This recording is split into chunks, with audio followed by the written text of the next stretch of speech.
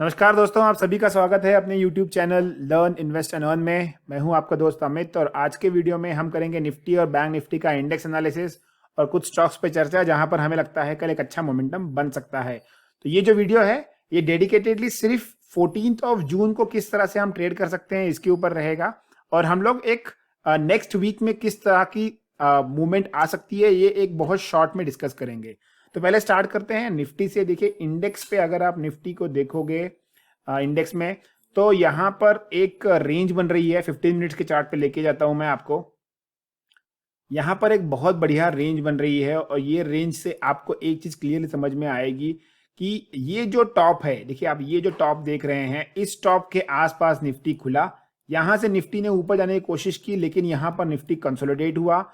तो कंसोलिडेशन मतलब अटेम्प्ट होता है जब भी कोई भी चीज निकलती है, स्टॉक या कुछ भी निकलता है, एक फ्लैग पैटर्न का टाइप बनता है, यहाँ पर कंसोलिडेशन होता है।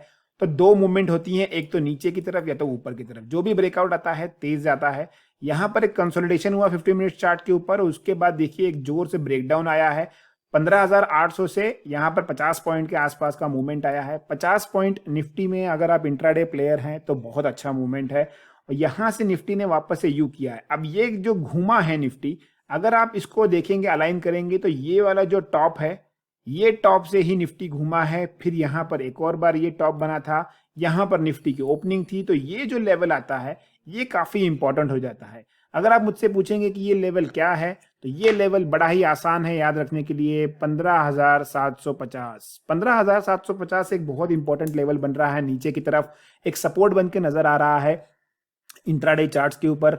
अगर मैं अगले हफ्ते के हिसाब से देखूं तो अगले हफ्ते के हिसाब से यहां पर एक लेवल बन के आ रहा है, बहुत इंपॉर्टेंट लेवल है। वो लेवल रहेगा ये वाला 15,650, 15,650। ये एक अच्छा खासा लेवल रहेगा। यहाँ पर देखिए अच्छा खासा कंसोलिडेशन हुआ है, यहाँ एक स्विंग बना है, यहाँ पर भी एक बार हॉल्ट किया है, क्लोजिंग हुई है और यहीं से टेस्ट करके वापस गया है। तो 15,650 ये आपका नीचे की तरफ मैं कहूंगा इस वीक के लिए एक अच्छा खासा सपोर्ट बन रहा है टेक्निकल चार्ट्स के ऊपर।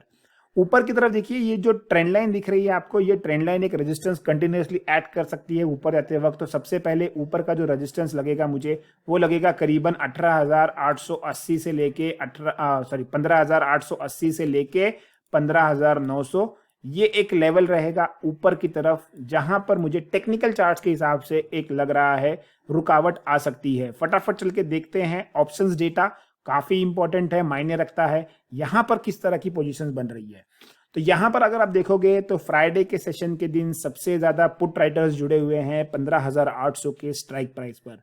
करीबन 14 लाख पुट राइटर्स जुड़े हुए हैं और 11 लाख कॉल राइटर्स जुड़े हुए हैं। तो सबसे ज्यादा यहीं पर ही पुट राइटिंग बढ़ी है।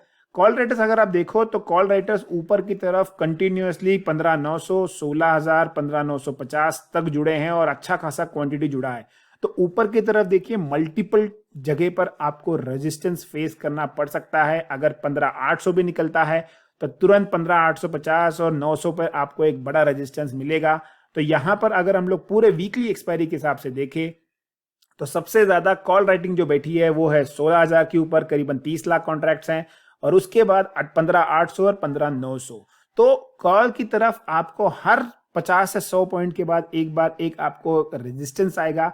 नीचे की तरफ अगर आप पुट देखोगे तो सबसे ज्यादा पुट बैठे हैं 15,700। तो यही मैं आपको बता रहा था टेक्निकल चार्ट्स के ऊपर 650 का जो लेवल निकल के आ रहा है ये टेक्निकल चार्ट्स के हिसाब से है, ऑप्शन डेटा के हिसाब से 700 है।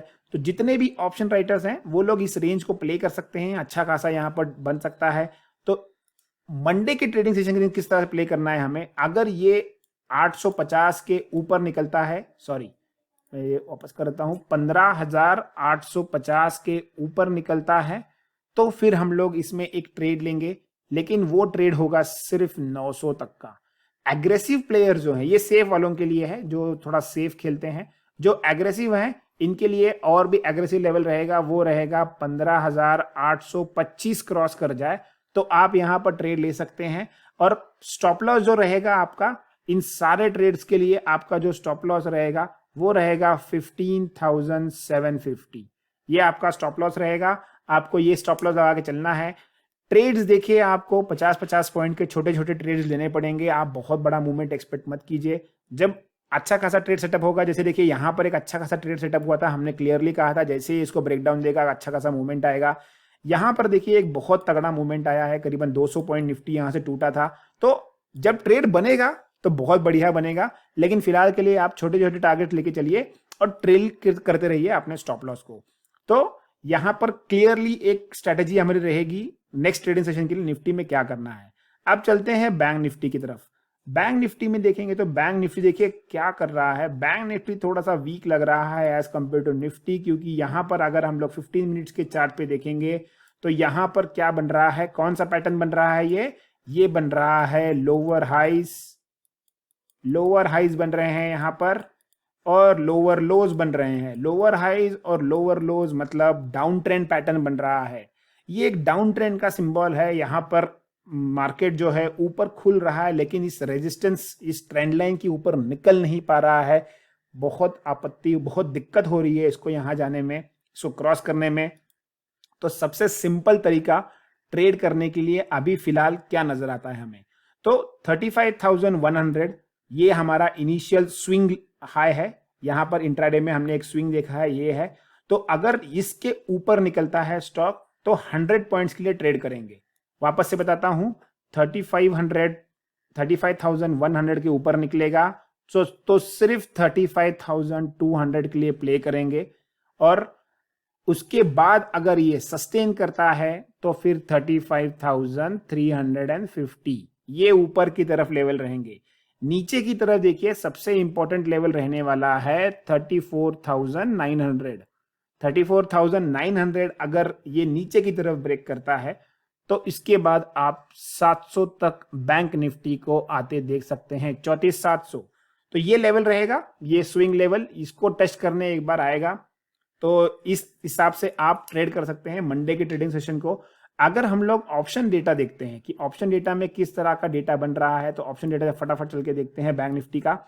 तो बैंक निफ्टी के ऑप्शन डेटा में जो है सबसे ज्यादा पुट राइटिंग और कॉल राइटिंग दोनों हुई है 35,000 के स्ट्राइक पे। इसलिए मैं कहता हूं 35,000 बहुत इंपॉर्टेंट लेवल रहने वाला है। नीचे की तरफ अगर देखूं तो 35,500 ही सीधा एक सपोर्ट आता है पुट साइड में, और उसके बाद 34,000। तो 34,500 एक नीचे की तरफ सपोर्ट लेवल है। 35,000 पे सबसे ज्यादा कॉल और पुट राइटर्स बैठे हुए हैं, और ऊपर साइड में 35,500। तो जितने भी ऑप्शन राइटर्स हैं उनके लिए एक अच्छी खासी रेंज बन के आ रही है। और अगर मैं प्ले करना चाहूं इस रेंज को तो मैं 35,500 की जगह मैं कहूंगा कि 36,000 की रेंज को प्ले कीजिए। 36,000 से लेके 34,500 तक की रेंज को आप प्ले कर सकते हैं। सेफ प्लेयर 34,000 तक का भी एक अपना अच्छा खासा ट्रेड बना सकते हैं। अच्छा प्रॉफिट आपको यहाँ पर बनते हुए दिख सकता है। तो ये था निफ्टी और बैंक निफ्टी। आप चलते हैं फटाफट स्टॉक्स की तरफ। तो स्टॉक्स में जो पहला स्टॉक हमने शॉर्टलिस्ट किया है ये है टाटा स्टील। टाटा स्टील हमने फ्राइडे को क्लोजिंग के पहले अपने टेलीग्राम चैनल पर भी बताया था। ये इसमें बहुत अच्छा पैटर्न बन रहा है। यहाँ पर देखिए ये डाउन ट्रेंड में था, फिर धीरे धीरे स्टॉक मूवमेंट करके अप ट्रेंड में जाने लगा है। और ये वाला जो डब्ल्यू का, जो मैं हरदम करता हूँ, डब्ल्यू का जो ये होता है बीच वाला पार्ट, जैसे ही क्रॉस करता है एक अच्छा खासा मोमेंटम आता है। टेलीग्राम चैनल पर अगर आप हमारे साथ जुड़े हैं तो हमने ये पोस्ट किया है, अगर नहीं जुड़े हैं फटाफट ज्वाइन करिए Telegram channel, free of charge है, कोई चार्जेस नहीं पड़ते हैं। और हम लोग डिसेंट और कम ट्रेड देते हैं। बहुत ट्रेडिंग करने में या ओवर ट्रेडिंग करने में मैं खुद भरोसा नहीं रखता हूं।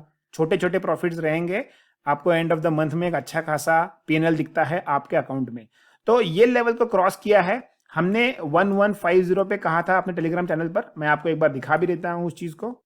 ये देखिए 1150 पे हमने क्लियरली कहा है टाटा स्टील को कि यहाँ पर आपको एक ऊपर की तरफ ब्रेकआउट दिख सकता है कंसोलिडेशन के बाद। अब यहाँ पर ऊपर की तरफ क्या दिख रहा है हमें, तो सबसे इंपॉर्टेंट ये है कि कल के ट्रेडिंग सेशन में अगर ये 1160 क्रॉस करता है, गैप अप ओपन नहीं होना चाहिए, तो फिर हमें लगता है कि यहाँ पर कल के ट्रेडिंग सेशन में ही 1175 तक के टारगेट्स आ सकते हैं। जो लोग स्विंग प्लेयर्स हैं वो 1225 तक के टारगेट्स भी होल्ड कर सकते हैं। मुझे लगता है कि स्विंग में ये अगले 2 से 3 दिन में या आने वाले थर्सडे तक 1225 तक जाते हुए दिख सकता है। तो टाटा स्टील काफी बुलिश लग रहा है, स्टील सेक्टर ही थोड़ा बुलिश लग रहा है यहाँ पर। तो नजर बना के चलिए स्टील सेक्टर के ऊपर। जो सेकेंड स्टॉक हमने शॉर्टलिस्ट किया है ये है जिंदल स्टील। देखिए जिंदल स्टील में भी क्या हुआ है, कंसोलिडेशन हुआ है। नीचे की तरफ देखिए आप, ट्रायंगल जो है, ये ट्रेंड लाइन है, ये ऊपर की तरफ शिफ्ट हो रही है और फाइनली इसने लास्ट ट्रेडिंग सेशन में एक यहाँ ब्रेकआउट दिया है। 420 के ऊपर निकल के स्टॉक ने क्लोज किया है। बहुत ही अच्छा लेवल है ये।